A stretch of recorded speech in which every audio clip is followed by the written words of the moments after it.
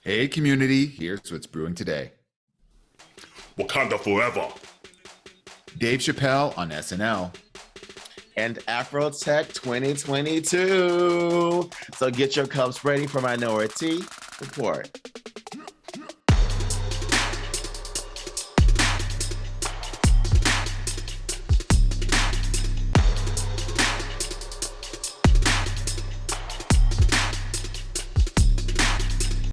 Hey, welcome to Minority Report. It's Auntie Carell. It's Auntie Dewan. And it's Auntie Jarrell. Hey, she back. Hey, we missed you, boo. I missed y'all too. It was it's been a rough week. You hanging in there? Yeah, I am. Okay. Community, like I lost my best friend of 19 years to cancer. And so I lost a really good, a significant part of who I am. Yeah. When she went too, and it's been hard to just think about just life going forward, knowing that person won't be there. Yeah. And this isn't like the friend you're like, oh, like I've just known them for like 19 years. Like, yeah. No, this is the friend that like I planned things in our 40s, our 50s, our 60s. Would be the godmother of my children, and they would call her like Auntie Danielle and everything like that. And so it's just hard to just have someone so significant in your life no longer be someone you can just physically connect with and talk to at a moment's notice. It's still that young too. Like that's rough. Absolutely. And also too, like just also being a reminder that like we're at the age when they say at this age you should be doing these checkups and you should be doing these certain things, like the mortality that it also brings too. And like, man, like we are all living on borrowed time, and when your time is up, your time is up. So what's that asterisk gonna be on your tombstone, which is going to be about what you did, from the day you're on to the day you left. Yeah. And so it's just wild. But I say this to say, and it happens quite often whenever we lose someone. But just a reminder: don't wait to tell the people that you love them. Don't wait to make time for yourself and to live. Because when we're no longer here, you don't get a redo. That's a word. It's not a video game where you get to be like, oh, I got an extra life. I mean, we don't really know that to be true. It could be the Matrix. I mean, don't start the Matrix again.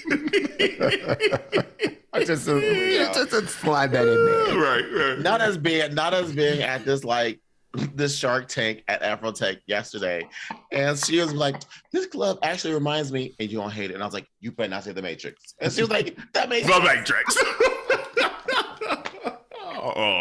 And I'm jealous right now. I'm having extreme FOMO right now because Dewan and Jarrell are together on location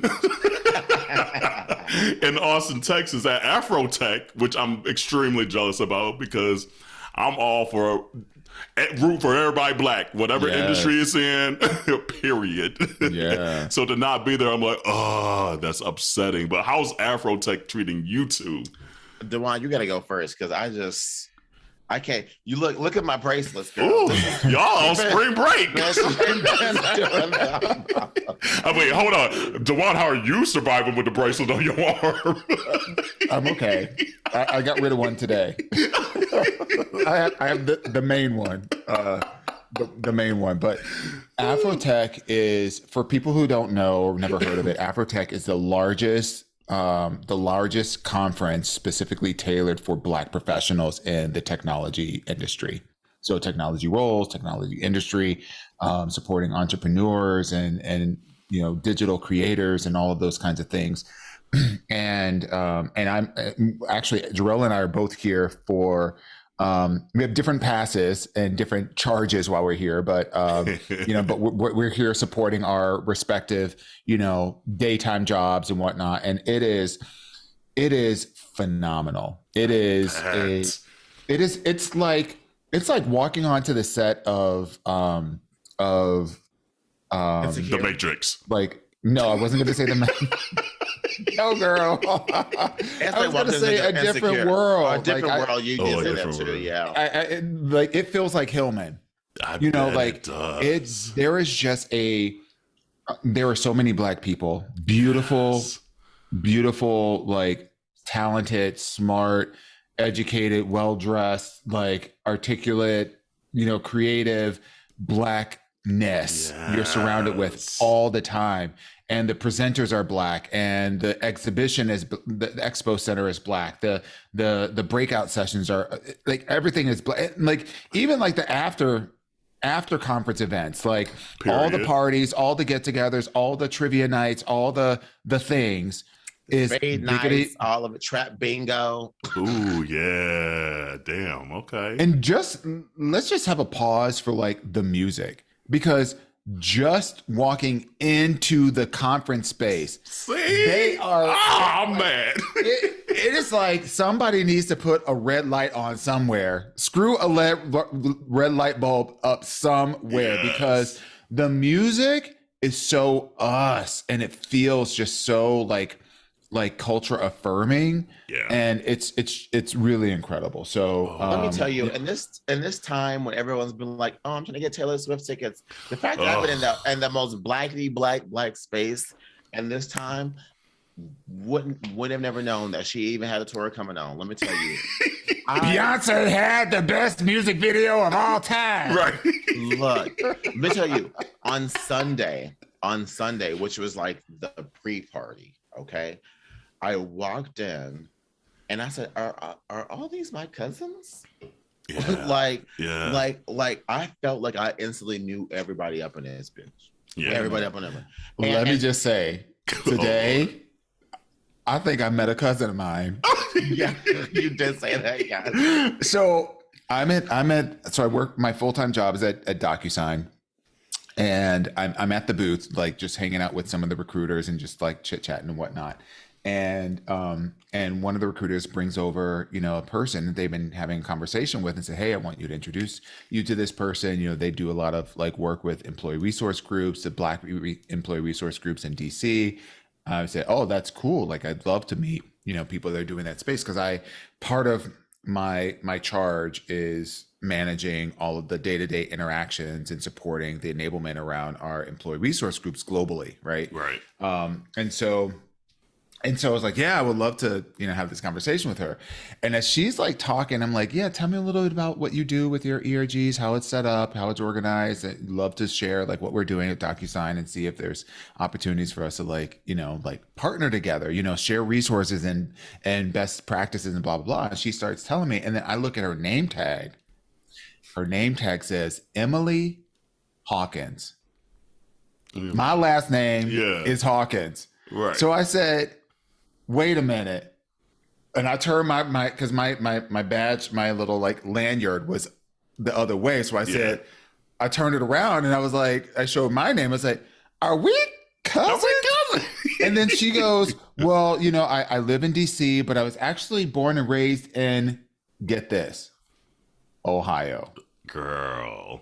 I was like, you were born in Ohio? I was born in Ohio. She was like, wait a minute. Like, where in Ohio did you grow up? And I said, well, I grew up in Cleveland. She goes, I grew up in Columbus. And I was like, I lived in Columbus for literally like 11 years. Like, so I'm going to have to, like, after the podcast, I'm going to have to go out here and look at 23andMe. And not 23andMe. I was about to say, you could look at your grandmama. Right. You can say, who your grandmama? Did she just pass? Exactly. All we got to do is follow the fathers.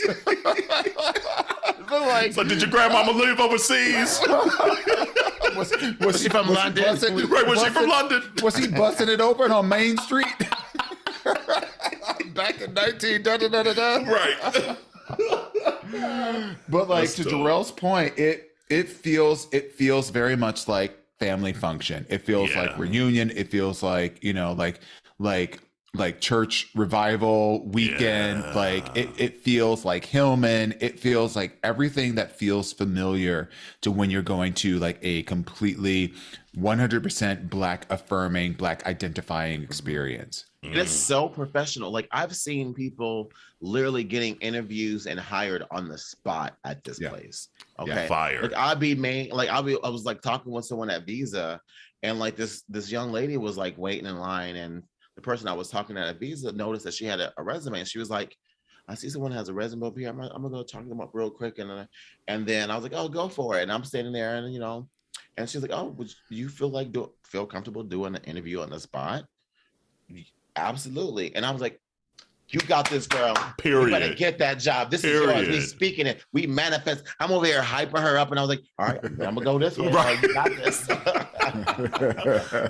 that. But I mean, like the fact that we have been like, not a single moment has been about competition. Yeah. It's been about like, how can I help you based off of my set of skills?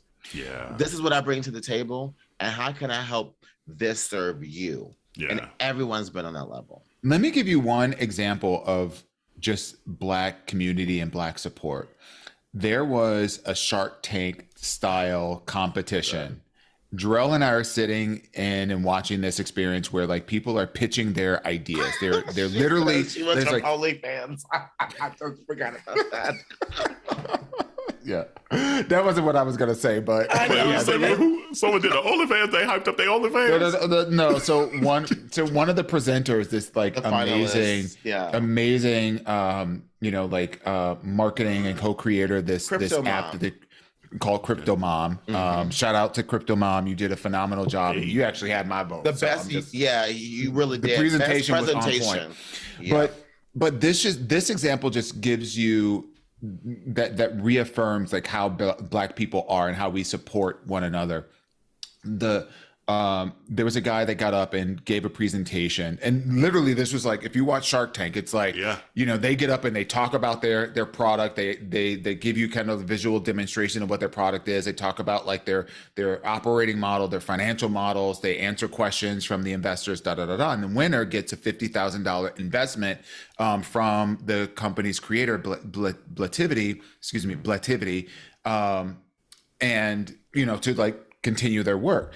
So this guy gets up here and he has a haptic glove. So haptic glove is like, for people that don't know, it's something that mimics physical sensation. So if you're doing something that's like virtual reality, you can put this glove on and you can, like, the example he gave was he had a saxophone player come out and play the saxophone, and the saxophone player had the glove on, and this presenter had the glove on, and he didn't say anything, but he just said, hey, I just want to bring my friend out here who's an amazing musician, who's going to play something for you. He played whatever, and then he said, oh, by the way, my technology is this glove that, one of the applications is when you have somebody, imagine having somebody like like this guy here, or like a pianist or whatever, who's giving a master class, and they're holding the glove, and when they are moving their fingers, you feel the fingers that they're moving as well. So he gave that as a presentation, and then after he did that, everybody was like, "Oh, this guy won it! Like this is like we were all like, it was over. It was over. Everything. We all like, you know how we get. How we get. It was literally. Everybody was like, I mean, I'm talking like people were like in the audience, like on the laptop, and was like, yeah. And then so we had to continue with this actual presentation, and then brother got so kerfluffled and whatnot, like they had the wrong slides, and so he was trying to find his words and whatnot. But while that was happening, so many people from the audience like cheering them on. Got this. Don't worry about it. Don't worry about them slides there. You got this. You know what you're talking about. Come on, speak from your heart, brother. Yeah. And this brother ended up winning. So it just goes to show. That, like, there are going to be times where you're going to have setbacks, but like part of the beautiful thing of being in the Black community is that we will, in most cases, That disclaimer came real quick. Right. In most cases, we will. If you're trying, we're going to support you. Right. Yeah. If you're putting the effort in, we are going to hype you up and build you up. And that was just a beautiful moment that signifies what Black culture is. It's like, it doesn't always have to be the most polished presentations, because there were other presentations that were like, again, Crypto Mom, y'all did the damn thing. Like, I was like, where's my, I'm not a mom, but I want to give you some money because this is dope. But it was clear that, that this was a place where it's not just about the delivery. Yeah. It's about the content. It's about what you're trying to do. And people saw the vision, and, they showed up and showed out. So it was great. And let me tell you, there are some fine people in this. I bet there is. I bet there is. Okay. I said to Jarrell, I'm going to just put myself out there on blast. I'm surprised you about to say this, because. Oh, I'm here for it. Ooh, what happened? You gotta say it now. You gotta say it now. I love you, Adam. And it's just a little crush. But being here makes you want to have a Black boyfriend. I bet it does. It makes you want to have a Black boyfriend, husband, life partner. Like, it. Whew, it's hard. I bet it is.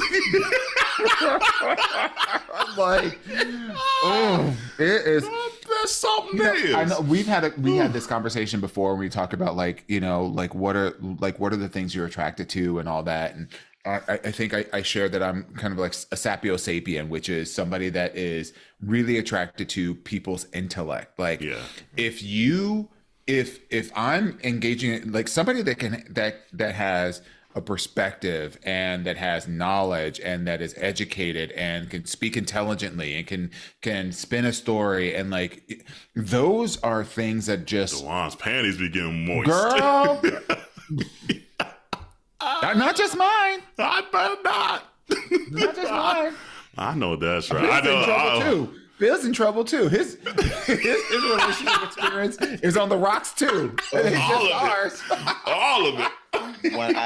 When I tell you, again, I love you, Fizz. But and the husband's episode's coming up in a couple weeks too.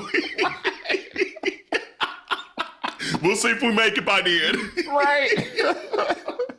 It's just, there's just something about the energy of just being around us.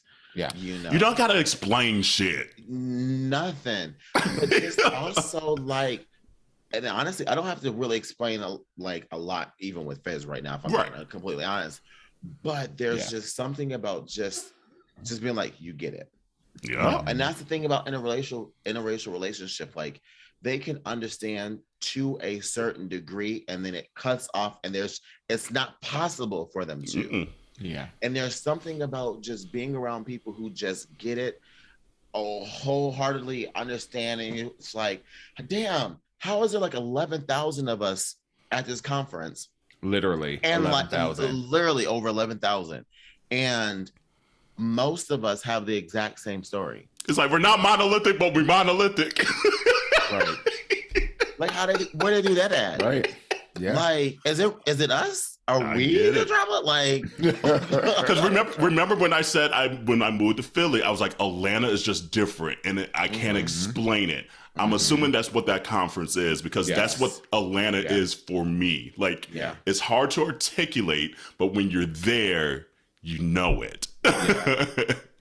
Oh, so I'm so jealous. It's just like, how is the Black?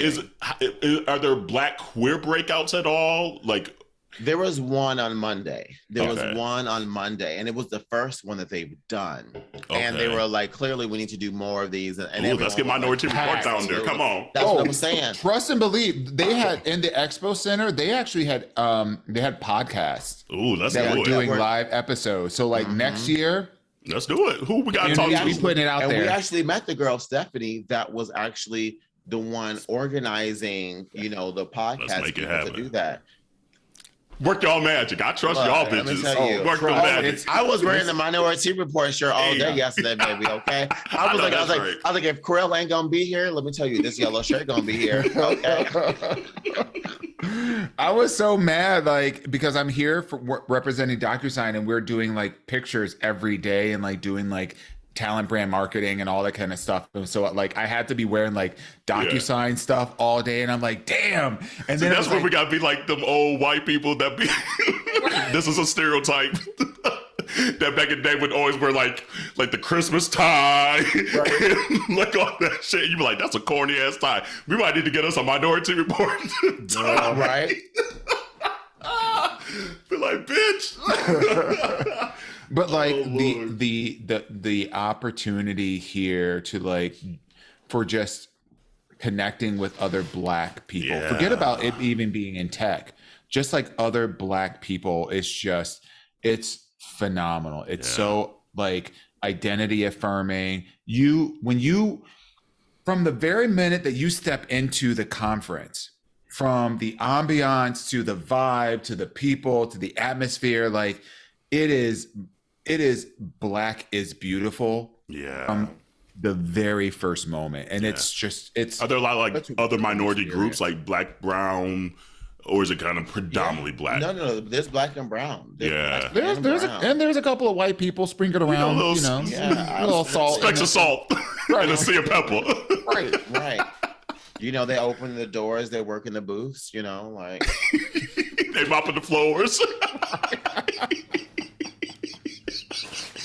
But there's been no security issues. There have been no no problem. It has just been from, and it well ran like everything. But it's just been a phenomenal experience. And for anybody that is ever, for a lot of people that work in kind of corporate America, this is an opportunity I would highly recommend for next year. Put it in your request for professional development and how you're spending your dollars to go to, if you're Black and or Black adjacent and you want to experience this kind of experience. It is well worth it, and I highly recommend it. And your auntie's gonna be there next year. I feel it in my spirit. We're gonna be there. I'm telling you, like, I'm never missing out. I'm never missing out going forward, because it is that event. It is the event that we need. She's that girl. She's that girl. She's that girl. And just a word from the wise, like now having gone, I would literally say there are so many events. You need to like plan a minimum of 2 weeks in advance for the events that you want to like attend. Because some of the events outside of the conference, I'm gonna say a month in advance, because even I was 2 weeks in advance, because I sent you like the list, and actually I was 3 weeks. She sent me a spreadsheet, girl, color coded and everything. I was like, oh, not these. She out here. She out here. But that was 3 weeks in advance, and still so much that I wanted to. I was waiting. Did you play spades? I did not play spades. I knew better. I went to the event and I was like, "Oh no, this is not a safe space." It was called Blind Six, based off of the strategic play that people play when they play spades. So that should be real. Like, it was dope. It's been literally everything. I just. It was Wakanda Forever for real, in real life. For real. They even did a special screening, a private screening here on Sunday for it as well too. The young girl that plays Riri Williams, Ironheart, she was there. Oh, really? Yeah. Like it's been like, shout out to AfroTech, y'all. Like just thank y'all. Like I have to say thank you so much, because I messed around and said, I'm actually ready to work. I didn't mean I was ready to work. I was just, I felt armored up. Yes. You know, I was ready to be like, oh, well, see, this is what we're not going to do, you know?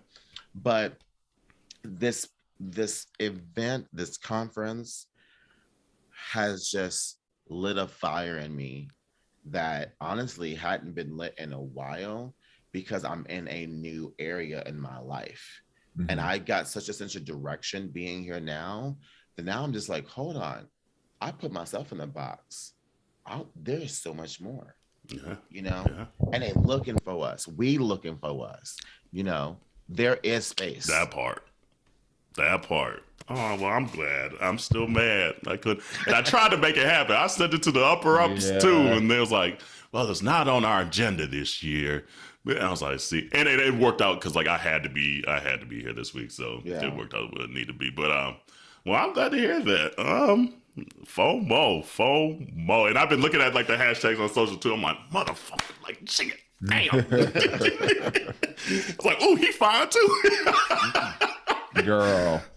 But we were at the queer coffee, and this fine brother came in with like a velvet sweatsuit. Ooh, and the thing was thangin'? Ooh, like the front and the back. Yeah, body yada yada yada yada yada yada yada yada yada yada. I felt like Roger over here, like Roger eyeballs are out. I know that's right. Damn. Like, dang. I mean, like everyone, like if like the women are just gorgeous, beautiful. This girl had on this purple, like this like deep, rich, like lavender purple suit on yesterday. Yeah. She was serving Olivia Pope.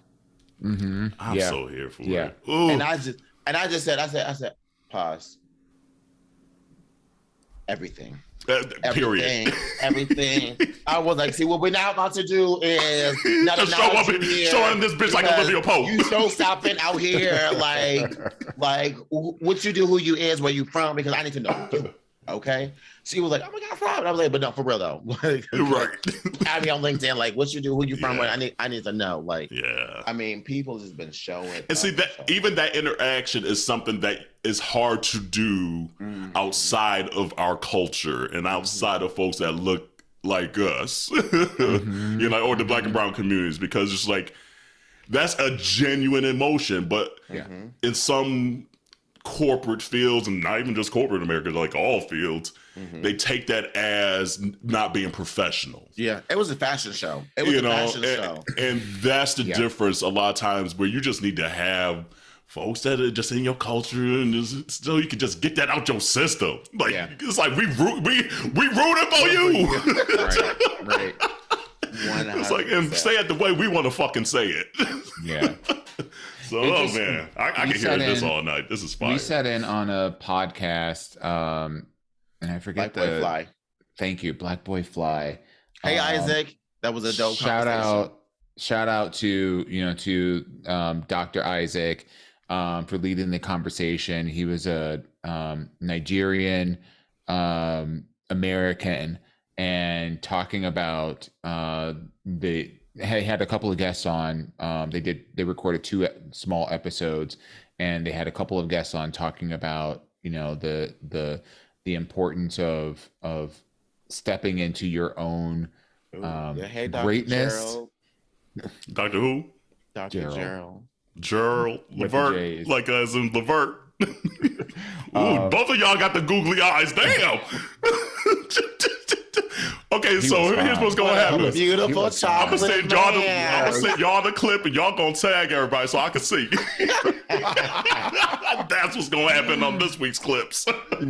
But the conversation was centered around like how do you step into and own like what you have and when you can contribute, and not view that as a hindrance to your own like career aspirations. And hearing these other folks talk about some of the things that we've talked about on the podcast, which is stepping more into who you are as a Black professional in all spaces. This is. I can't see it. You're going to send that separately. Oh, you can't see it? I can see it, but I can't see it like I want to see it. Oh, yeah, that's. I mean, this was.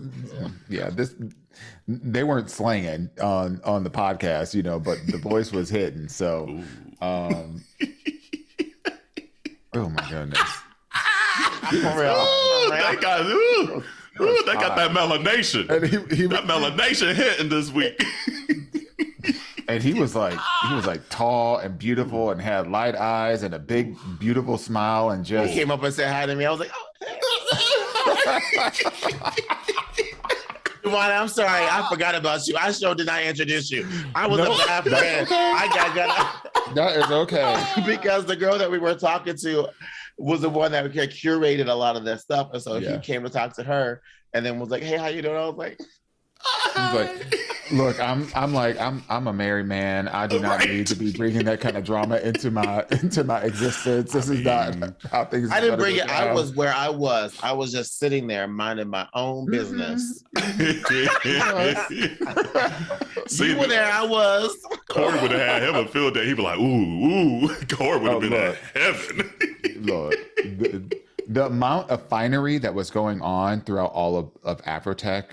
I bet. Regardless of gender and gender identity and because we know how to show up in those kind of functions. We ain't gonna be out here looking a mess. and a lot of queer folks. And it was beautiful to see. Like there wasn't I never got the sense that I felt like as a queer black man or a gay black man, black gay man, because I wear my blackness first. Hey.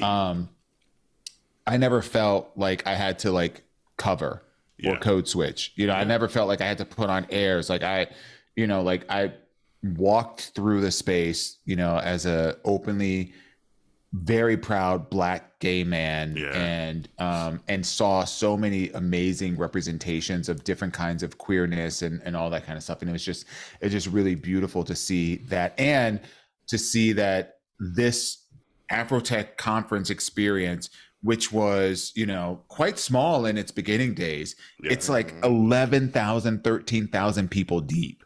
This is a major recruiting and educational conference experience for Black professionals. And it's kudos to Blacktivity because y'all turned it out. Hey, hell yeah. Love that. Well, Wakanda Forever came out the same week too. So I'm glad it was that same lineup, which I know, DeJuan, you haven't seen yet. So we'll kind of skirt around it so we don't ruin nothing for you. It's all good. Y'all ain't got to skirt around it. I just saw the previews. I know there was all kinds of body yada. Namor. Namor can get it. Namor. Winston Duke can still get it. Drown me, bitch. Just gargle it. Swallow it. Put it in my mouth. In my motherfucking mouth. I know that's right. Woo. You can call me Ariel, bitch. Come on. No, he is fine. And he acted his ass off. Yeah. There was one scene when he was getting out the water to go talk to Angela Bassett's character, and all you saw was like side profile. I said, honey, oh, he's thick. Thick in here. Yeah. Oh. You know all the dudes in the movie thick though. Yeah. Winston Duke came like, y'all ain't about to show me up again. Like, I'm gonna come in here extra thick this go round. Winston thighs. Seriously, he's just delicious to me. The movie, let me tell you, the movie was everything. It was everything that I needed. Yep. And then some. I will say that they did such a great job that I felt like I want to say like I miss Chadwick Boseman. Mm-hmm. But I didn't feel like I needed him in the movie to save the movie. Mm-hmm. Yeah, I felt they did such a great job passing the baton and continuing what they created in that first movie, that the second one had all the essence, even with missing a key major person in the movie. I think you have to give credit to the director Ryan Coogler, because and all the staff that that supports the movie, because they were on one accord, and that's dope. And it reinforces the importance of having a Black perspective in the room when you're doing movies that are portraying Black culture. Life and Black culture, etc. It is important to have people in positions of power and influence that can understand, because this could have gone in all realms too. Like this could have been Ruth Carter was still doing the costumes again, right? Like all aspects. This could have been a Wonder Woman 84 moment. Oh, girl, it could have easily. You're right. And I haven't seen it yet, so I don't know. But like based on conversations, it has not been. You know what struck me? This is the first time, at least maybe at this level, that we have seen Hollywood give a tribute to a Black person on this scale. Literally, this is what this movie is a the Marvel opening scene with Chadwick. Oh my God, it almost made me tear up. Oh, I cried. I cried. I was sitting there, I was like, don't start crying already, Carell. And it was just the Silence. scene that says Marvel. And literally, it was just the Marvel scene. They weren't even acting yet. The show wasn't. It was just clips of Chadwick. Right. And the theater was so black. And the time we went, this lady that was sitting next to me, her and her, like, I forget what her crew was called, but it was like a lot of Black women. And she's like, yeah, we all bought all the tickets in this dinner. So, and they just all like, hey girl, da, da, da, da. And it's like me, and then there's Corey. And I'm just living because it reminded me of church, like just the women in my church, like that energy is just very specific to me, and I adore it with all of my heart. And she goes, don't worry, we ain't gonna be gabbing through the movie. And I was like, no, do what you gotta do, Ma. You know? And then so it went to that silent scene of the Marvel, and her friend next to her, you know how it's such a specific thing to Black culture. Where like when Black people, specifically Black women, want to feel like or let you know that they are moved, they be like, And so it was silent, but all you heard that lady was like, and it made me chuckle a little bit because I'm like, that is just a specific thing that you don't even think about until it happens. You're like, damn, I'm here for this movie theater. But yeah, no, it could have, like you said, gone so far left. It could have been terrible. And the first one was a pretty damn perfect superhero movie. So it's going to already be tough, even if Chadwick was there, to be like, how are we going to top fucking Black Panther? It's right there. It's right there. Yeah. I need to see it again because, like, I don't want to be so emotional because I'm like, okay, like I was already in my feelings, like, you know, that's a lens. I need to go see it again, but my gut is telling me it's right there. It's right there, and I love. Now it's incorporating the brown culture, like the indigenous, like Mexican, Hispanic culture. Fire. Fire of how now they're getting the representation that we felt from Black Panther. Now it's starting to get included, and I hope they get their own solo movie, all of that, because how they incorporated it. Ruth Carter is so fucking fire at costume design. This woman, like when one of the scenes when one of the trying not to this. Okay, so he goes for a second. He had to go get the door right quick, so we could really talk right quick. But when she came out the water and she's a blue person and it's like the yellow gills. I was like, this color scheme is insanity. Oh, you remember when they were on the bridge? Yes. They looked that so fight scene dope. Was so fire. Man. Fire. The action in the movie was everything that it needed to be. Yes. I wish I would have gotten a little bit more of the Dala Maharajah. Is that what you call them? Like, or which one is that one? The women fighting group. Yes. Yeah. Because in the first Black Panther, there were way more specific scenes for them. You're right. But because they only got it when they were coming off the side of the boat. That was maybe what they were trying to do for that scene, but it wasn't long enough. And the beginning one, when the U.S. Army the French tried to bitch, and they went that ass, and the way when she said kneel, I said that. And fucking Angela fucking Bassett.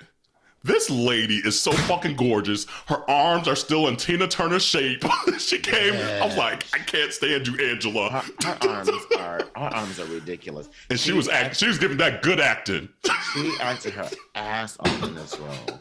She was giving that good acting. Honestly, low-key, like she should be nominated. She should be nominated. Period. And I don't think we've ever had an actor from Marvel nominated. No. For an Oscar. I don't think so. Because the Black Panther as a movie got nominated for like movie of the year or whatever, but I don't think but I don't think the act. Yeah, for acting. You might be right. But and I want that Angela Bassett gray wig too. Oh, bitch, her gray wig looked everything, bitch. It was everything. I said, Corey, I was like, I want that fucking wig for Christmas. Yes. I was like, find that fucking wig. That was like the perfect auntie wig. Like, where you like, you can't tell them. Not for Christmas, girl. For Christmas. I said it in the theater in that moment. The wig is everything. You're going to know it. You're going to know it when you see it. You're going to be like, y'all, you're going to love it. It's such a Dewan. You're going to have a moment. It is a Dewan. It's an auntie wig. It's an auntie wig. You're going to know it. You're going to start laughing when you see it. Yeah. Yes. I'm going to go see it this weekend, so I'm super excited. You need to see it as soon as possible. Yeah. Everyone should see it as soon as possible. It is a phenomenal movie. I will say that go there with the lowest bar set. Not for anything other than I suggest that you be as open as possible. Yeah. Like, just try not to have your own expectations, because you will not come close to them. It's just not possible. Yeah. But they did a hell of a job. It's always hard with the second one, especially in Marvel world, because you got to make sure the story propels the rest of the story forward and things like that. Which I think they did a good job. Like, it's going to the next phase now. You felt that, okay, we about to go to this next Marvel phase. Like, so it did a good job in that for me. Yeah. I mean, and then the ending is a goop and a gag. So that was the other time I cried. That was literally the other time that I cried. Literally, there was one post-credit song. Yeah. And then, like, that was it. Like, it's like a mid-credit scene. So you don't have to worry about waiting to the very end. Nope, it's a mid-credit. It's a mid-credit scene. Yeah. Made me cry. Yeah. Made me cry. The movie is just so good. Yeah, it's just so fucking good. I'm gonna go see it again. Yeah. That like gives me so much hope, because like Black Panther, the original movie, was such a love letter to Black culture and the Black experience, and to hear that this second movie has lived up to, you know, the caliber of that kind of an experience is just, I'm even more excited. Yeah. Like, I don't want no one else directing no Black Panther movies. No. Ryan Coogler gets it. He has the staff around him. He has the group of folks around him that will buy into that vision and be on one accord. And that's more than half the battle on any movie, on any corporate America situation, on anything, on any team. Not being on the same accord would like destroy a situation. You could tell they're still on one accord, and it was fire. And plus, they know how to light Black people. They was looking gorgeous on the fucking screen. Amazing. They know how to light brown people. They was looking fucking gorgeous, and they were in the fucking water. Like, that's another thing. You see a lot of Black and brown people swimming. Yeah, that part. Stop that narrative right quick. Got their hair wet a lot. Stop that narrative right quick. Michael and it's got queer. And it got queer because it's got Michaela Cole or whatever. What's her name? I forget her name every time. Michaela. The bald-headed girl. She's the one from I May Destroy You. Yes. Won the Emmy for it. And she's playing one of the queer characters. So I was like, okay, they even got the representation there. I was like, okay, come on, Black Panther. Wakanda Forever. Did you all see it by yourselves, or did you see it with your partners? I saw it with Okay. I was like, I made him. I was like, you ain't get no choice. He was awake the whole time, because normally he falls asleep on every single movie that we go to. Fizz, Corey fell asleep for a second because we go to the movie theater like where they have the recliner chairs. So he laying back and he kick off his shoes, and that still bothers him. Like, we are in public, like your shoes off. But he was. And Corey did do us a solid. The whole theater solid, because the theater they had like flipped on one of the lights and forgot they flipped it on. So the movie's coming on. Everybody's like, why is this fucking lights alone? Corey's like, I got it. Pulled up the recliner. I can feel doing that. Almost like, and then literally 2 seconds later, you heard the light turned off. Look, I was like, thank you, boo. I feel that energy. Help a whole third of Black people, please. Get your ass up and help us out. Thank you. I love the underlying story too of this movie, and that's very relatable to today's kind of life as well too. Just the government, and specifically the white government, like putting Black and brown people against each other. Mm-hmm. Because it was like you're like the whole time I was like, I get it. I get why they mad. But I also get why they mad. But the issue ain't with them. It's with them. It's with over there. Right. 100%. 100%. Yeah, no, that's real. That is real. Yeah, no, it's good. It's good. And then just even the memes that have come out of it again, the internet stays undefeated. My favorite was the one with Ike Turner. And they said Neymar's, or like them throwing like garbage in the sea, and Neymar's like, like the Ike Turner. Yeah. I was like, the internet stays undefeated. I'm here for all these damn memes. I saw this meme that said like Aquaman. It was Aquaman and Namor, and it was like, which one's the bottom? And some of the caption was like, they're the two tops. I'm the bottom now. Period. I'm the bottom now. I'm the bottom now. I mean, come on, because we saw Jason Momoa on fucking Jimmy Kimmel. Oh my God. When he turned around and showed them like bundt cakes, I was just like, not the bundt cakes, honey. It's over. I was like, that's my man. Ooh. And like props to Lisa Bonet. Like, how do you live? Snag, how do you leave? like, he's just destroying her because she's tiny. That's a big boy. I thought they broke up. Well, that's what I'm saying. Like, how did she leave? I think they're back together. Like, I think they like announced it, but then like unannounced it. Recoupling? Something crazy. Yeah, like they like took it back. They're like, we was just fighting that day. My bad. So I don't know. Like, I feel like they announced it and then they kind of like consciously coupling. They just figuring it out like the rest of us. That's what it is. Shit. That's real. That's real. That's all it is. Just trying to figure it out. They're just trying to figure it out like the rest of us. Okay, so we're 45 minutes and we got a lot on this list. Yeah, let's actually, normally we do Ask Your Aunties every week. This is just going to be a black ass episode. So we're going to check next week for Ask Your Aunties if you missed your Ask Your Aunties. And continue to send your Ask Your Aunties in to aya@minoritetyreport.com or DM us and all that good stuff. Did y'all watch the Fenty Savage show? I did. This is the first time I think ever that I've seen two things that Dewan hasn't seen. Let's mark this on this episode. That never happens. Never happens. It was the year 2022. Right, it was the year of 2022. Twas the week before Thanksgiving. Yeah, Jason Momoa confirms their split in March of this year.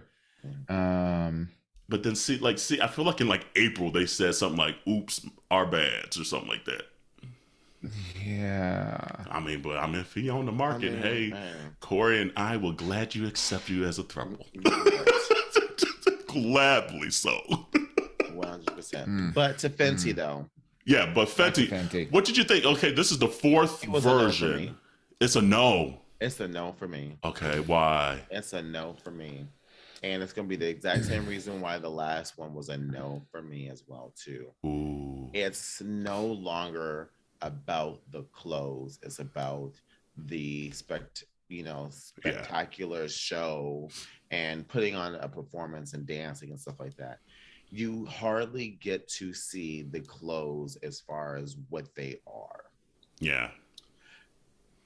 Production, yes. I love the production and I thought it was gorgeous. But if it's supposed to be a fashion show, that was not a fashion show. I don't know if it is anymore. I'm trying to think where I saw her say this. She was interviewed somewhere. Maybe it was like what's his name? Jason from I think he's back on E! News now. Mamoa? Right. Samoa, please. I forget his name, but I think he was interviewing her, and that was a similar question that he kind of had, just like, okay, is this a fashion show? She's like, nah. She's like, yes and no. You know, Riri kind of just was, she's like, whatever, it's whatever I wanted to fucking be that year kind of thing. Yeah. I feel like they're kind of moving away from it, and she's kind of saying it's not really a fashion show. But I agree. It's just like, if you want to sell some garments, at least let's see right quick. Let's see it. You know, let's see one or two. Like, the yellow, I want the yellow. I want the gold, yellowish, gold one. That looked really gorgeous. Yeah. Do you guys have any Fenty? I don't stuff. Not like. Well, I have like some concealer.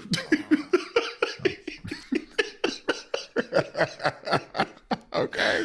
But clothing, no. I got a Fenty thong and some Fenty boxers. And what is your experience with the product? I like it.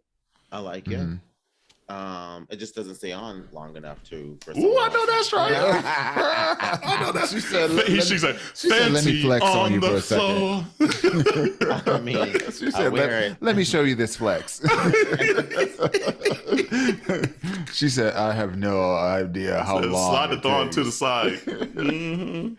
But I mean, I like it. Well, the 10 seconds I had it on, it was nice. It was very comfortable. when I for the few moments that I had it on, moments that it stayed on my body. Yeah, you know. That's funny. But no, like Corey was looking, he's like, because there was a scene where I was like, these motherfuckers were eating this choreography. There was a couple scenes where I was like, damn, they eating. You talking about when they were all in the purple? I like the purple with the ponytails. Yes. Where, when they were all tied together. Big Boy was like, these. That was good too. Fire. And then Cheryl Lee Ralph came out. I was like, okay, come on, Cheryl Lee. Looking fire. She was a whole auntie. She was a whole auntie. And this is why it was cut, because she was doing her own thing. Right. They gave her 5 seconds. They're like, you ain't found the choreography. Yeah, she sure did not. It took me out. But I like when they were dancing the choreography with the braids. Yeah. I like that, but when they were doing, I like the one with the trees too. Like they were kind of dancing almost between the trees. I forget the artist. It like went from not Burna Boy, because that was later. I forget who the other artist was in the middle that was singing. The girl? Nope, it was a guy.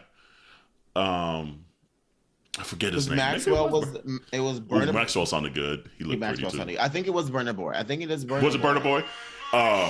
And then they like this. They were like together, and then somehow their transition to get out and just start eating. Yeah. I was like, these motherfuckers are dancing. I was like, this is crazy. Yeah. But I agree with you. Like, it's kind of at this point, kind of the same, just different settings than the other years. Really. So it's just gonna be interesting to see how she's gonna be able to evolve the concept again, because I agree we definitely need to see the clothing a little more. When you watch this, pop an edible. Okay. Yeah, because it's very I'll be doing that psychedelic. Tonight. But I'll be doing it tonight. Don't worry. It's psychedelic. Like the whole show is a very psychedelic. I think shrooms. Like when I was watching it, I was like, damn, I think I would have liked this if I was on you were like on it, or if I was on, if I had some weed, I had smoked some a little bit. I like the Janet Jackson song one too. Those girls were eating. Yes, the girls were eating the Janet Jackson song. Yeah. There was a scene in the woods too when the boys were eating too, and they were like femme queening too. You know, I want to eat. Damn. I was like, oh, okay. The whole time I'm like, oh, they eating right there. Of course, like, what are you meaning that they're eating? I was like, hold on, we can't have this conversation right now. I was like, this is just too much right now. We'll save this conversation for after. Pause. I was like, then I go. Pause. What it means is they're doing very good. They're doing very well. They're doing well. They're doing Corey, you're doing great, sweetie. 1 star. 1 star, right? Corey. I was like, I can't have this conversation right now. He's like, you keep on saying they're eating. Like, what the fuck does that mean? I'm like, eating it up. They're doing the damn thing. Damn. Why you gotta take me out of the fantasy? Damn, why can't I be down at AfroTech?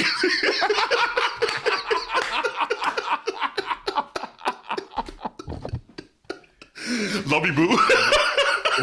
Look, it is fire. Look, now all of us have been like, love you, boo. Right. Oh God, but that's awesome. Yeah. I can't wait to watch it. I'm gonna watch it tonight. Then it's one of those things too. Like you have to watch it because you want to support. And that's another thing. Corey was like, he's like, if we were never married or like dating all this stuff, he's like, I don't know if it would have this would have even been on my radar. I was like, that's the importance of having diversity in your life, folks. Like, there's just so much more. And I told him too, I was like, there's stuff that I've learned from him that I never would have had. There's so many Arab and Middle Eastern things that I would have never been privy to at all. So diversity is the key, y'all. And quickly, Jarrell's homegirl is going back on tour, even though the last tour is supposed to be her last tour. Miss Anita Baker going back on tour, and I'm here for it. Look, not me sitting in a group chat being like, okay, we need to all get together for this tour. Absolutely. Like in 2023, we're talking about manifesting next year. Yes. The three of us would come together, and I was like, you know what? We should go to Anita Baker tour. I'm down. I'm so down. She put on a good show. 2023 is the year for us to finally get together. Like, how is it that we've done nearly 200 episodes. This is episode 120, or so it's 198. Yeah. And we did nearly 200 episodes since the pandemic goddamn began. And we never have been in the same room. No, all three of us are just, that's next fucking year wild. We're manifesting that. That is so wild. Yeah. And community, come along with us. You know, next year we want to see a lot of y'all out there too. Like, that's what I really want to do. It's just like, let's wherever we at, squad up. A group ship. We'll let y'all know whatever weekend it is. And if y'all plan on being in the city too, we all gonna be there. Period. We all gonna be there.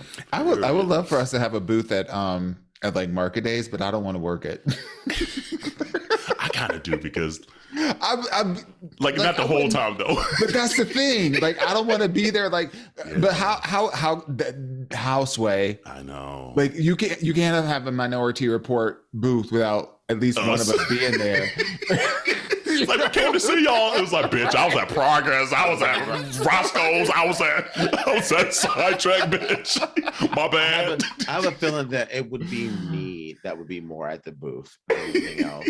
Because you would love it. I would love it. I would thrive in that. Like, just meeting everyone that comes up. That. Like, I really don't care about market days until like the evening. Like, I don't like going to like the festivities. That's a real statement. Like, that's a real statement. So that's why I was like, you know what? I never really go to market days during the actual market itself. So this would, now I have a reason to actually be at the damn market. But I mean, like, I like to say I remember when next time I don't demand our shirts off at Roscoe's. It is 1 p.m. So, community, y'all know which auntie would have the morning shift, okay? Right. You know which one. Girl. It ain't us. It'll be more. I'm sorry. It'll be me. And I say that, and I'll probably be like, okay, you know what? Like, I'll be out there. She'll be there with her Mary J. Blige glasses on. And so maybe one day we'll have, maybe one of these days we'll have a booth at market days, but it'll be a merch booth, so that it's not a meet and greet, but like a merch booth, and like we'll have like a couple of like moments where like we will be there, but like, and then other times the community will be there. Yeah, we'll have some hired help, because we want to be out there partying and having fun too. The show, the party and bullshit. Period. I know that's right. So I already know what this conversation is probably going to end up, but Dave Chappelle's in trouble again from SNL. I didn't think it was bad. He said, but a lot of us says, like, why did it take the Jewish folks before the world cared about some shit? When he was doing shit against the black community for a long ass time. So I think that was the basis of the stand up, or the monologue, I should say. But I don't know if people received it in that manner. No, people want clickbait. People want clickbait. They will latch onto whatever it is that they can that proves their point, and I don't blame them for that. But I also feel that it mostly comes at the expense of prolific black men. Yeah. And so when, like, I feel, listen, this is not an anti-Semitic conversation, but I feel like a lot of black men get very different treatment than white counterparts that are saying exactly the same thing. Did they come after Trump with this energy? Sure didn't. I mean, let's you want to have the conversation, Anti-Defamation League, come at me, because were you having the same energy when Trump was doing the same kind of things? Like, I find it so interesting how you know, and I'm not like, you know, I'm not like picking up for like for Kanye. Kanye was on a different level, but Dave Chappelle is somebody who understands the intersectionality. No, the intentional, purposeful use of his words as a part of storytelling. So it is not lost on me that the irony that he was pointing out in the way that like the SNL things, you know, unfolded was, we can say it, but we can't say it. Right. We can say it, but we can't say it. It's true, but we can't say it. Why can't we say it? Because now we're being, you know, people are being labeled as anti-Semitic for saying things like you don't like, but it's okay for you to say things about Black people that we don't like, and that's not anti-Black. So where's that same energy? Yeah. Yeah. You know, so part of me is conflicted, because it's like, you know, the inclusive part of me is like, you know, I want to make sure that everybody, I would love for everybody to be communicating in a way that is mostly inclusive. I think with people, specifically with Dave Chappelle, people take his words and not like what his the meaning. reason why he's saying those words in a certain way to give you a point without like being preachy and saying this is what you need to do, waving his finger. You know, he's getting at it through a different way. So the fact that they're choosing to use bits and pieces of his monologue to like promote an agenda that is theirs, that has nothing to do actually with what he's doing, it's unfair. And I feel like Black men specifically, and I'm not a Black man, I'm just like, you know, like, damn, get off our backs. Get off our dicks. Damn. Yeah. Yeah. I can't say it any better. Shit. Jarrell, what you thinking, boo? Y'all know I don't like Dave Chappelle. I know. I didn't even watch it. And I'm not even going to talk about it because I don't want to talk about him. Back to you, Paula. Okay. I'm glad he brought back Tyrone Biggums. I'm glad he brought back Rick James. Yes. That skit was funny as shit. The show was actually pretty funny, and I'm glad he brought Black Star out. Like, that was fire to me too. The show was fucking funny. The show was really good because it gave you like, it was at nostalgia vibes for like what the Dave Chappelle show was really all about. What so he's like good at. I really loved, and that whole skit where he did Black Heaven. Black Heaven. And he had the white cast member saying the most raunchy, off the cuff kind of stuff, and like he was in on the joke because he was like, I don't feel comfortable saying this, and they'll cut to him and he'd be like, you're right, you're doing great. It made you miss the show again. Like, he's just brilliant at that shit. Yeah. At least to me. To me. It's just very good at that. And you're just like, damn, there hasn't been maybe a Black lady sketch show is similar vein. A different energy, but similar kind of at least vein. But since this show, there really hasn't been something like that to me that is that intelligent and that in on the joke, but still find a nuanced way of making sure it was funny and preachy. That's hard to do. That's hard to do to me. So, but it was just dope to see Talib Kweli and Mos Def together again, and I was like, "This is fucking fire!" On SNL at that. Like, that's just the power of Dave Chappelle again. It was really interesting watching the monologue, and because like I always pay attention to the people in the background, the musicians.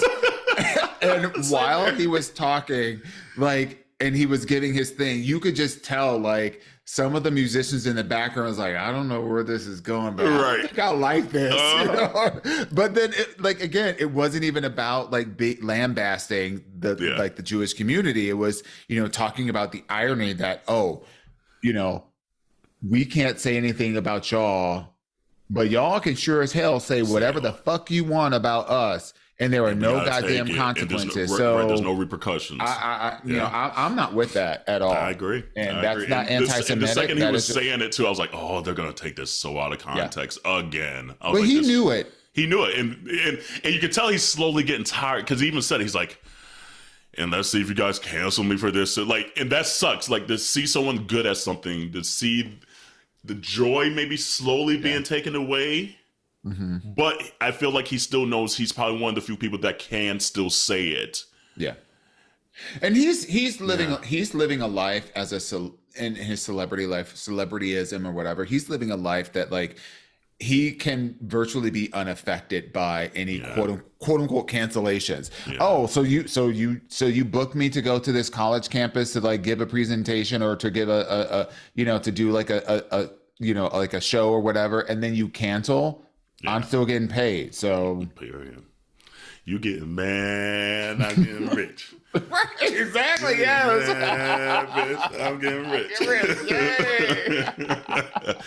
Jarrell done walked off the stage. Yeah. I love the courage that SNL had to put him on because and to give him 15 minutes. And he like that was a non-traditional monologue that was essentially like a mini comedy special or whatever. And they give it to him every time he gets there. Yeah. Every time he hosts. I think he demands it.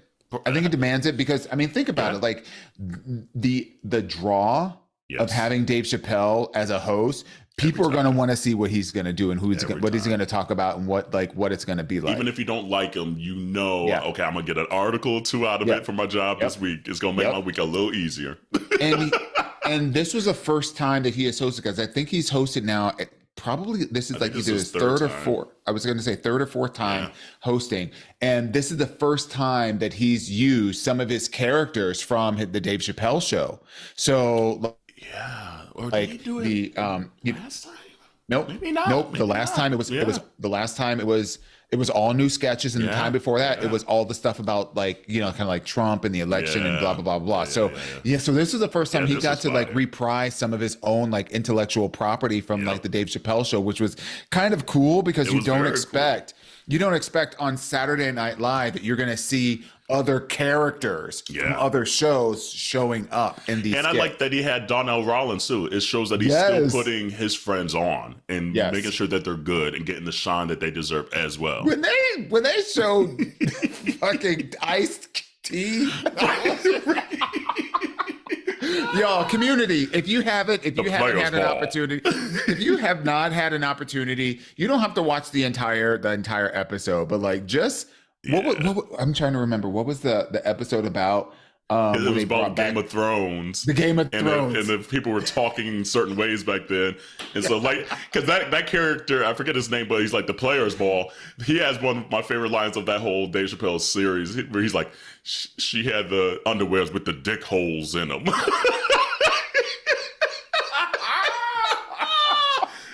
That shit used to crack me the fuck up. Oh, man. So, so treat yourself, folks. Go out there and take a watch. It's worth it. Devon, are you still on Twitter? Are you still on Elon Musk's Twitter? I'm on it, but like, honestly, like, I mean, I've got like 100 followers. Follow him and follow us, by the way. Yeah. So like, it's interesting to see a big ass company crumble this quick. I mean, Whoopi Goldberg left. There's been a gang of people that have. What did you say, Jarrell? I love it. I love it. You love seeing them fall? I love seeing Twitter fall because y'all know me. I've said plenty of times. I love that so many people think that they can be keyboard fighters and talk all this shit on Twitter and whatnot like that. But when it comes to seeing people in real life, bitches be silent. You think they ain't got no voice. Ariel gone, bitch. She's not saying nothing. Okay. She didn't traded that voice for some legs. Right, they got Ursula. Okay, for real. And I feel like Twitter has been a main place where people feel like they can go and say whatever the fuck they want to say, without repercussions, without thinking people that won't knock you in your motherfucking teeth for talking out the side of your neck. Well, it's about to get worse because there ain't nobody working at Twitter to regulate shit now. They don't fired everybody. But here's the thing: with the way Twitter, I see Twitter going, it's gonna be literally like the Onion. It's gonna be the bullshit that people just go to speak, to say shit about things that there's no fact checks. It's just, and that's all it is gonna be. The number of it's not. I don't think it'll be a place that people will be like, well, I saw this on Twitter. The number of corporations that have and are deciding to exit is telling. Because when you think about, like impressions, you think about social media, you think about reaching an audience, and it makes me sad because your other options are TikTok, which is owned by a Chinese company, right? Which there's a whole bunch of stuff going on with that, and then there's the Facer books, the Facer books, right? The Facer Meta books. Yeah. I mean, it's which is Be Real might be the next big one, low key. I just had somebody like post something on Be Real and put it in our company Slack channel. It's like, oh yeah, post these pictures, and I'm just like, because Be Real is pretty much what Instagram used to be. Yeah. Yeah. Like the early days of Instagram. That's what Be Real. I mean, there's obviously nuances and things like that, but it's very raw still, very what we used to love about Insta.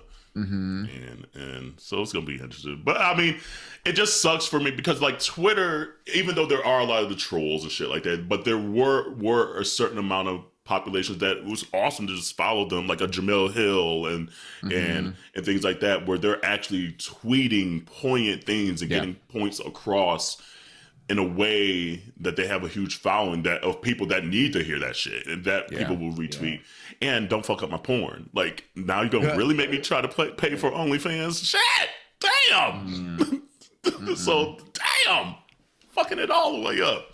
Going back to Pornhub. There is an opportunity. There is an opportunity for somebody out there to create some other kind of social media platform that is like word based, because I think the market differentiator for Twitter is that it is specifically about like language, word, like like typing. Not just about pictures and like videos, but it's about like engaging. And so I think we're seeing the demise. We're seeing the start of the demise of Twitter and the ecosphere of social media platforms, and, with all of the other content creation platforms that are out there, Twitter served a really specific purpose because it was about dialogue predominantly. So good, bad, and indifferent. Yeah. And so, with this is going to create an opportunity, a space for somebody to come in. I would love to see MySpace come back, to be honest with you, and take over like this and which community members gonna be in our top 8? Yes. Let y'all duel it out. And then quickly here, I know we're kind of getting to the end of here.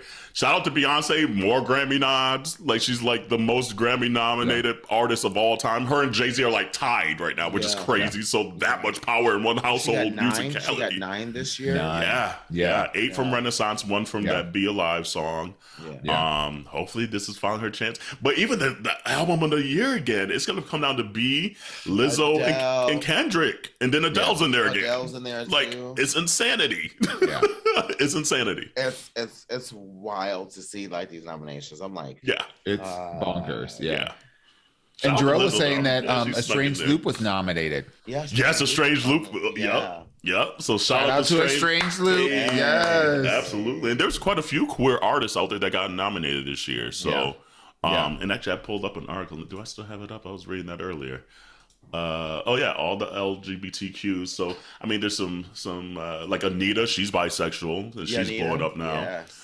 And her body in the Fenty show, girl. I want that outfit. She be shaking ass. She does. Man. She like, I'm gonna show y'all hoes these Brazilians be out here. Again, the mic might not be on. It wasn't on. And she was barely lip syncing. She forgot the words. But the man that she was dancing on, honey, I was like, I'll watch all of this. All of this. To the ground. She squatted over him. I said, you better power squat, bitch. Because I would have right on top of him. Right on top of him. Okay. That outfit was fire. I was like, I want that leather harness. Oh, yeah, because they had the stripes. Yeah. And then it was like a leather thong. Yes, and it went down the legs too. Fire. You want to know what Fizz goes, You look really good in that. You would. I was like, I know. Thanks, Nick. You're so sweet. No, it would be a fire outfit. I told Corey, I was like, I want that outfit. Yeah. Fizz literally looked at me and was like, you will look so good. Ooh, like, Fizz had a little fantasy moment going in his head. He's like, you know what you get for Christmas. But yeah, and so there's like Trinata got nominated. Yeah, obviously Trinata too, against Beyonce's Renaissance too, like, which is crazy. No, so it was the song Intimidated featuring her. Yep. But his album wasn't nominated, which is wild to me, because his album is so fucking good. I need to check it out. I haven't even listened to it. The album is I just dance like electronic like that, it ain't really my dish. Yeah. But that album, I would go to a concert. It's like, that's the circuit party I'd go to. Yes. 100%. 100%. And I also love that so many of the Black parties too have been playing Renaissance. I went to a Studio 54 party yesterday. Oh. It was everything. Were people dressed up like Studio 54? I mean, some people were, okay. Because it was also like a private event, so they didn't let you know until day of what the location was and stuff like that. And but yeah, it was dope. I didn't pay for shit. Everything's been like free drinks, free food, like free catering things. There we go. It's been a whole thing. That's true. I bet the food been good. The food been slapping. Come on. Slapping. I bet the food been good. Let me tell you, I'm in a hoodie for a reason today.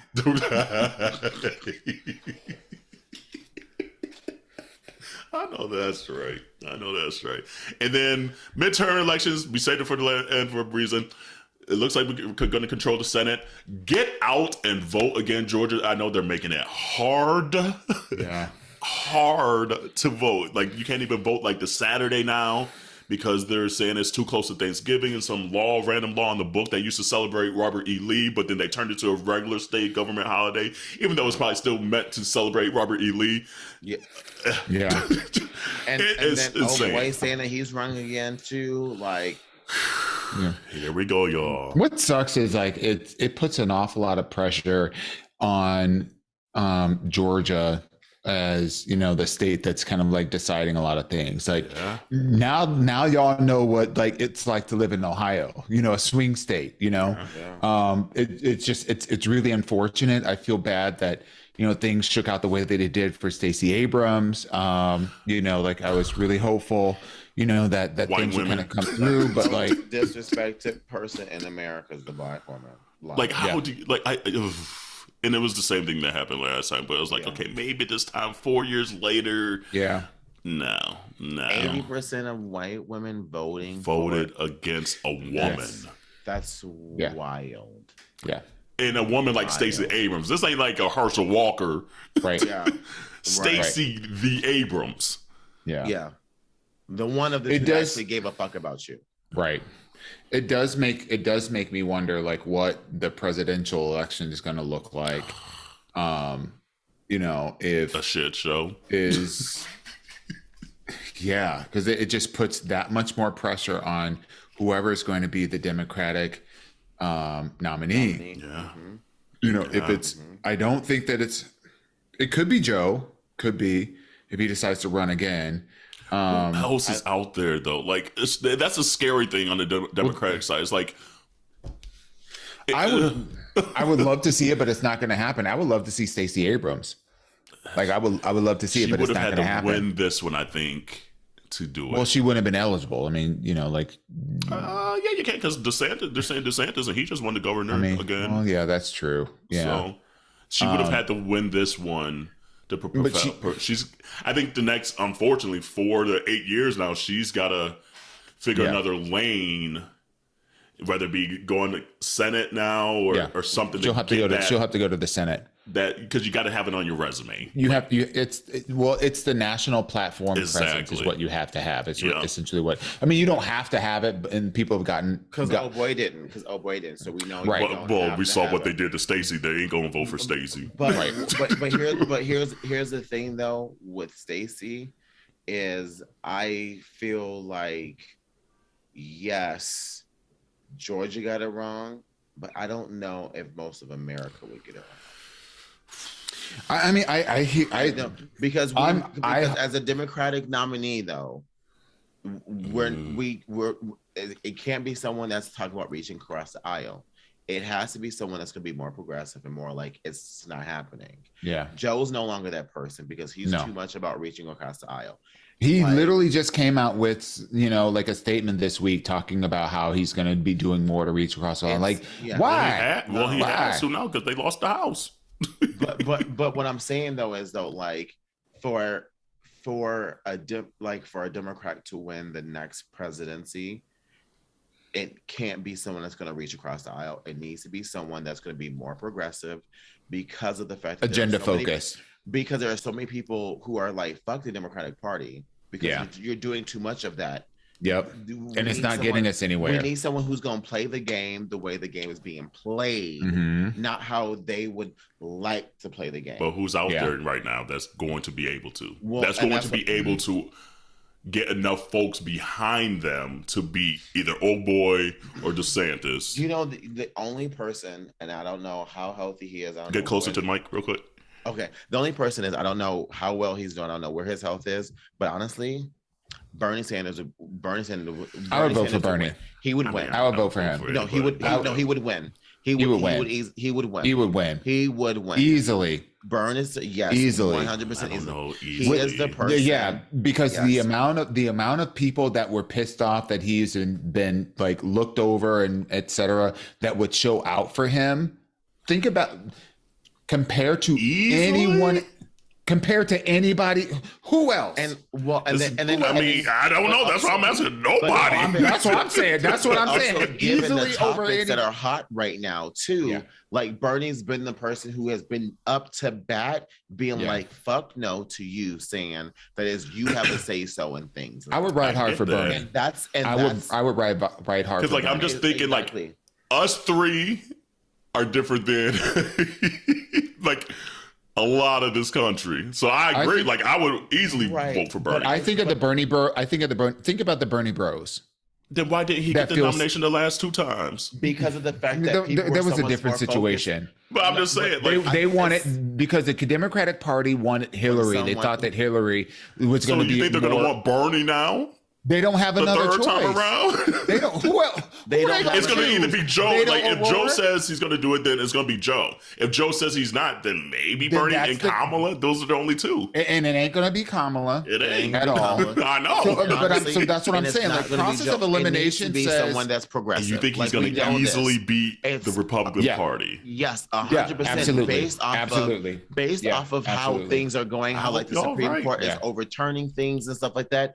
Bernie's been the main person of all the Democratic nominees and the last two. Y'all don't think he's too old? We need this. No. No. I don't. Being too old is a completely different story.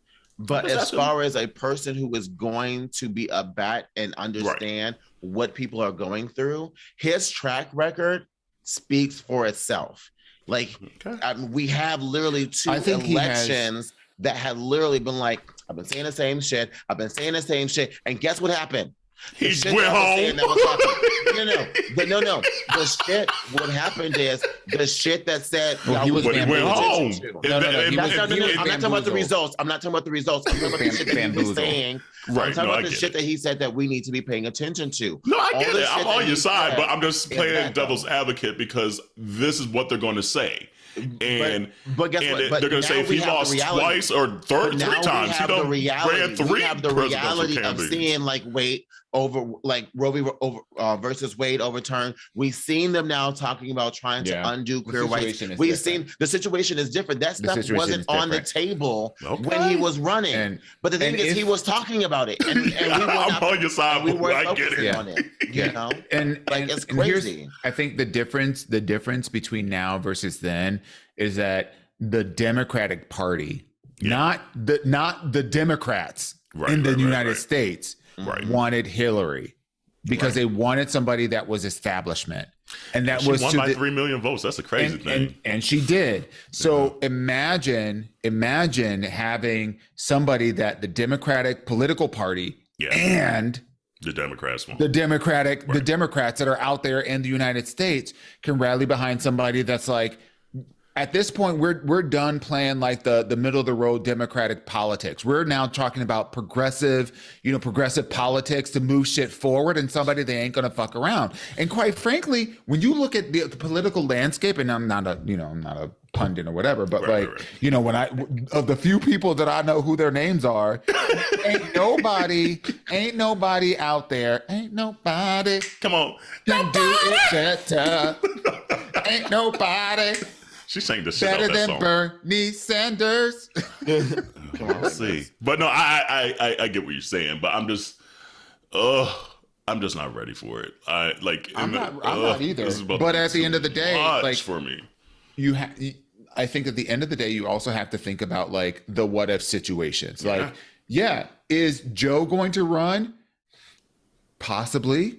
He's old as fuck. Everybody old as fuck that's running. Right. So if he chooses not to run, then what might be the most logical choice to secure the seat? White man. Another old white man. Get him and AOC teamed up together. Bitch. They can't do AOC. AOC is just too problematic for a lot of these people that hate her. Hey, I like AOC. Not Democrats. And that's the thing too. The Democratic Party is so torn, and we need to. They have an identity crisis. Yes, absolutely. And honestly, the progressive side is going to be the side that ends up winning. Yeah, that reaching across the aisle side is no longer it.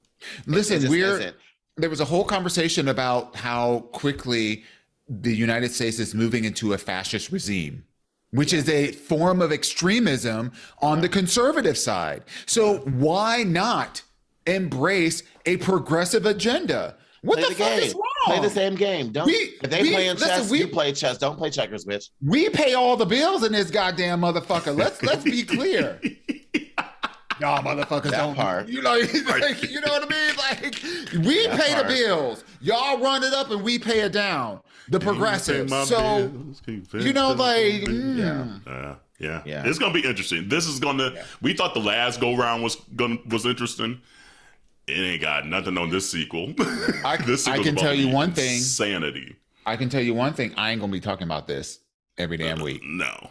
I don't. At this point, I don't. At this point, it's in y'all's hands.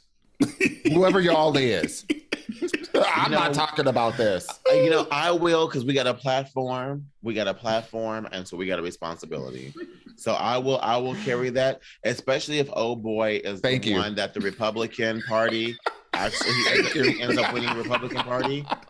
I'm just saying, a closed mouth don't get fed.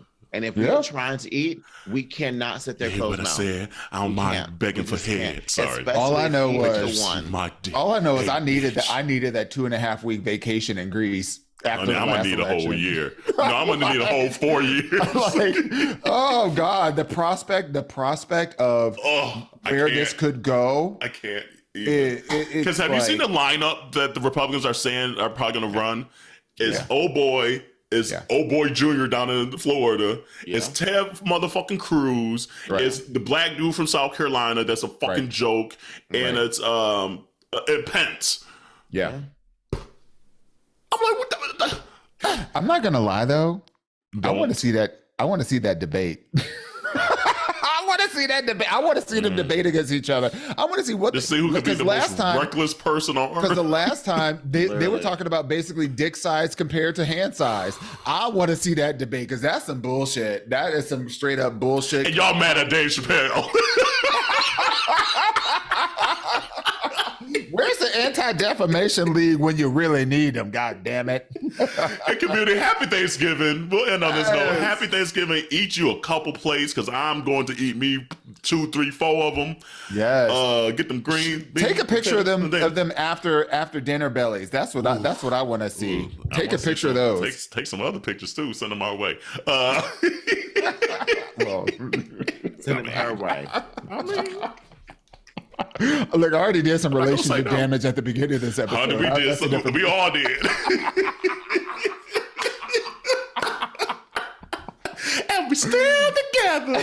So, committee, wash your hands, your legs, and your ass. We'll see you next week. Bye, y'all. Bye, everybody. That's funny.